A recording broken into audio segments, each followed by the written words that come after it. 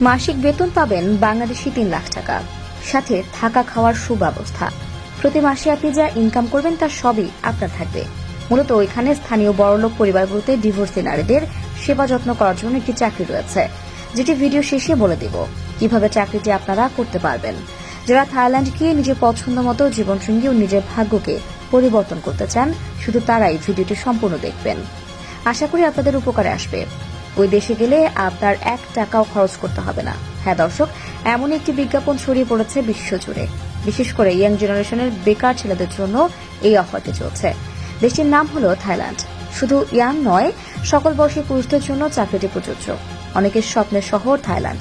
কেউ ভাবছেন, একবার যদি থাইল্যান্ড যেতে পারি তাহলে নিজের ভাগ্যকে অনায়াসে পরিবর্তন করতে পারবো। অন্যতম সুন্দর প্রকৃতির দেশ হল থাইল্যান্ড। ইতিমধ্যে একটি চাকরির বিজ্ঞাপনে বলা হয়েছে দেশটিতে কর্মী নিয়োগ দেওয়া হবে। বাহিরের কাজ ছাড়াও বাসা বাড়িতে কাজ করার সুযোগ থাকবে। আপনার সামনে অনেকগুলো চাকরির জন্য পেশায় লিস্ট রাখা হবে। আপনি আপনার পছন্দ মতো যে কোনো একটি কাজ বেছে নিতে পারবেন। কোনো রেস্টুরেন্টে কাজ করলে আপনার সাথে একজন নারী সঙ্গী দেওয়া হবে। আপনি চাইলে তাকে বিয়ে করতে পারবেন, আবার বিয়ে না করেও থাকতে পারবেন তার সাথে। থাইল্যান্ড দেশের একটি শহর যার নাম পাতায়া। ওই শহরের আনাচে কানাচে নারীদের বসবাস। এই শহরে পুরুষ নারীদের নিয়োগের জন্য বিজ্ঞাপন দেওয়া হয়েছিল।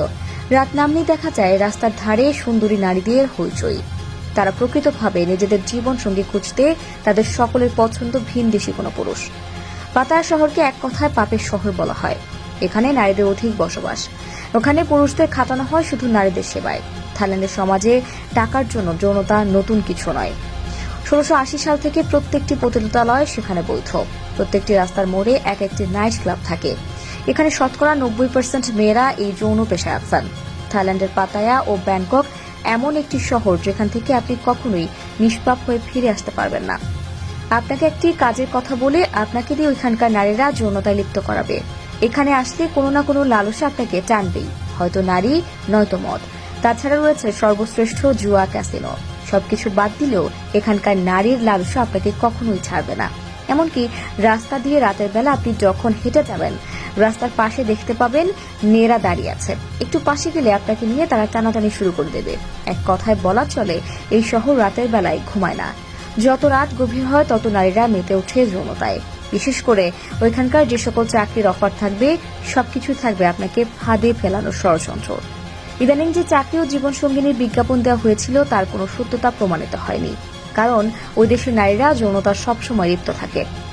থাইল্যান্ড দেশটির অর্থনীতি বিভিন্ন অবৈধ কার্যকলাপের ওপর। আপনাকে যদি কেউ প্রলোভন দেখিয়ে থাইল্যান্ড পাঠাতে চায়, ভুলেও ফাঁদে পা দিবেন না। আজকের ভিডিওটি মূলত আপনাদেরকে সাবধান করার জন্য সাজানো হয়েছে। যেসব পুরুষ বা মহিলারা থাইল্যান্ডের ফ্যামিলি বাসায় কাজের জন্য যায়, তারা বিভিন্ন নির্যাতনের শিকার হয়। পুরুষদেরকে বাধ্য করা হয় দিনের পর দিন যৌনতায় লিপ্ত হওয়ার জন্য। অনেক বাঙালিরা এই সকল লোভে পড়ে প্রবাসে গিয়ে বিভিন্ন নির্যাতনের শিকার হয়। বাধ্য করা হয় অবৈধ কাজ করতে। নিজের জীবনটা অকালে শেষ করে দিতে হয় নিজের ভুলের জন্য।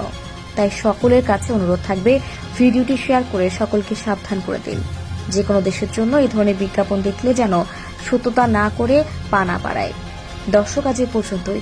আবার আসবো নতুন নতুন সব তথ্য নিয়ে। সে পর্যন্ত সবাই ভালো থাকুন, সুস্থ থাকুন। এতক্ষণ ২৪ ঘন্টা নিউজের হাতে থাকার জন্য আপনাকে ধন্যবাদ।